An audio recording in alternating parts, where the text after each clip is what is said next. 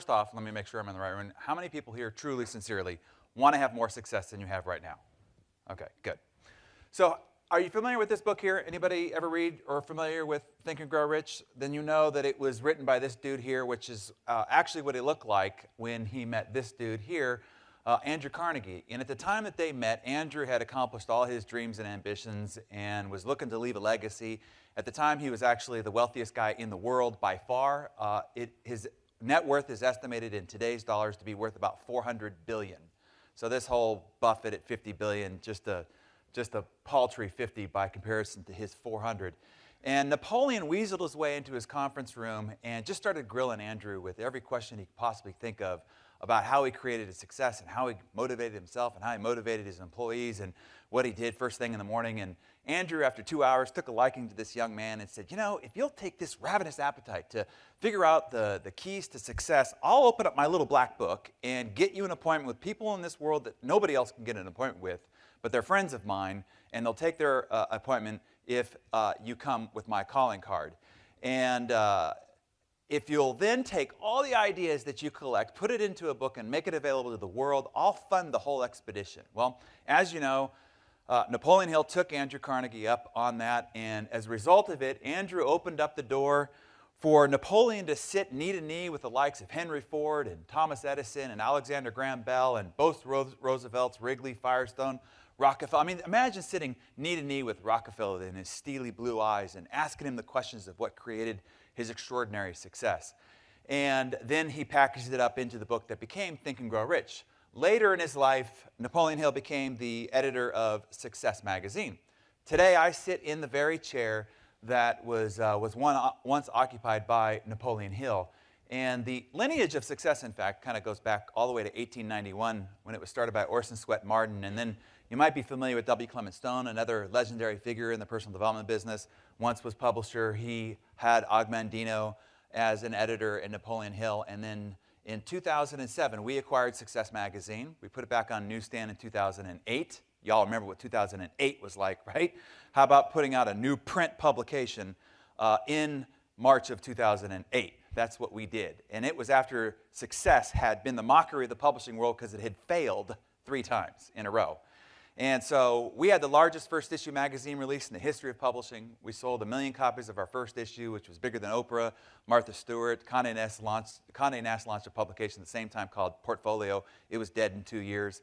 And so what's happened is exactly 100 years later from the time that Napoleon met Andrew Carnegie is the time that I became publisher of Success Magazine. And really, the same calling card that Andrew gave Napoleon, Success Magazine has been for me. And so I've had a chance to get in front of and meet with and study and interview the greatest business industrialists of our time. And so today, Transamerica didn't just hire me to come and talk to you about success and talk about productivity secrets of super achievers. Really on this stage with me here today is the best ideas from Richard Branson and Steve Jobs and Warren Buffett and Jeff Bezos and the like. And so in the short time we have together, I'm going to distill 8 years of the most intensive success study, getting a chance to get in the minds and hearts and backstages of the most successful people that have lived during our time and digest it for you in short order. What we're going to talk about are what are the productivity secrets of super achievers. How do these people who end up on the cover of Success Magazine end up doing 50, 100, and sometimes 1,000 times more than any of us in this very room when we all live in the same 24/7, 365 world? What are they doing that the rest of us aren't doing to create their extraordinary results because they're sheer mortal flesh, bones, and blood like the rest of us in the same exact period of time? So that's what I want to try to distill for you in our little bit of time together here. So how many people right now already say, man, I already work hard? How many people would claim that you work hard? You don't work hard right there? No? Not working hard? Well, any of you guys got bosses here? Put that hand up, man. See, I bet that the reason why you're not producing more is not because you're not working hard enough or you're not working long enough. None of those are really the reasons why you're not producing more in the marketplace. It has nothing to do with how hard or how long that you're working. You see, I was raised by a single university football coach father. And the only way you got any love and attention in my household was to work hard and to put in late nights and study through weekends and dribble with your left hand with your right hand tied behind your back if you couldn't dribble with your left. I mean, working hard was never going to be my handicap in life. And so by the time I was 18 years old, I was earning a six-figure income. And when I was 20 years of age, I got into the real estate business. And by 24, I was earning $1 million a year. And 27, I had a $50 million business. And it was all because I just had this work ethic of working brutally hard. But I reached the plateau where, number one, I was killing myself. I had no life. And I could not create any more success than this plateau, the ceiling of sorts, through the just brute force method of trying to succeed. When I met these three guys is when I finally discovered what it was that I was doing wrong. Because if the key to success was working hard, working long, exhaustive hours, there's no question I'd be wealthier than Richard Branson, Donald Trump, and Tony Hawk.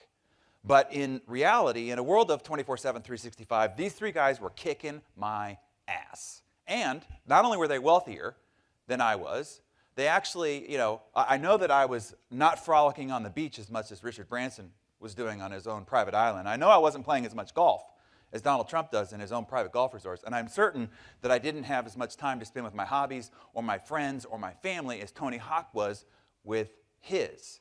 And yet they were wealthier, they had more free time, they were a lot less stressed, and they were having a greater impact in the world. And so it really became this passionate obsession of mine to try to figure out what was it that they were doing that I wasn't doing that was getting their results versus my results. And so what I want to try to do is to outline for you the difference between being an overachiever, which I would imagine many of you in this room are, just like I was, working long, exhaustive hours. Nobody is going to accuse you of not working hard enough. But yet your results are still limited, as mine were. To transition into what I call a superachiever, those people that you do see end up on the cover of Success Magazine. You see, there are, I call, 4 categories of people in the world. And if you looked at this axis, at the top are results, and on the horizontal axis is time and effort put.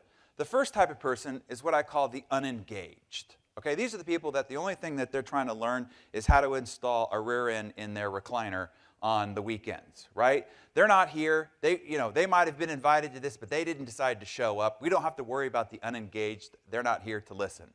The next type of person is what I call the overmotivated underachiever. These are the people who read all the personal development books, right? They go to all the seminars, they sign up for it all, they read all the blogs, they go to all the webinars, and they apply none of it.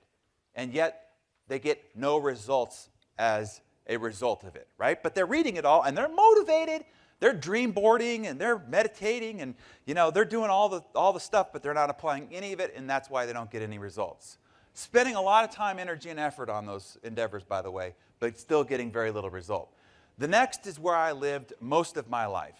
The overmotivated, overwhelmed overachiever. Spending just brute force amount of time and energy. Yes, getting more results than the average bear, but nowhere near the kind of results that I could have.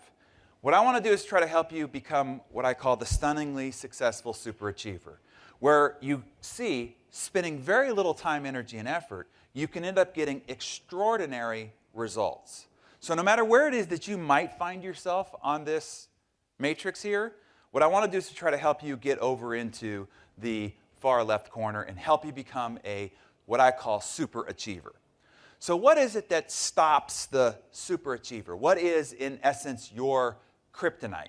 There's one destructive force out there in the world that is causing all of us with great capabilities, great potential. Because here's what I promise you. Those of you that are sitting here, your current results are nowhere near what you're truly capable of. If your Creator were to look down on you and take a look at where you currently are in life, while they would see you as a loving, wonderful, creation of God, they would simply say, of all that I bestowed, the gifts, the capabilities, the potential that I placed in you, and this is all you've done with it, they would be disappointed. So we can achieve a lot more than we're achieving. What's stopping us? What's our kryptonite?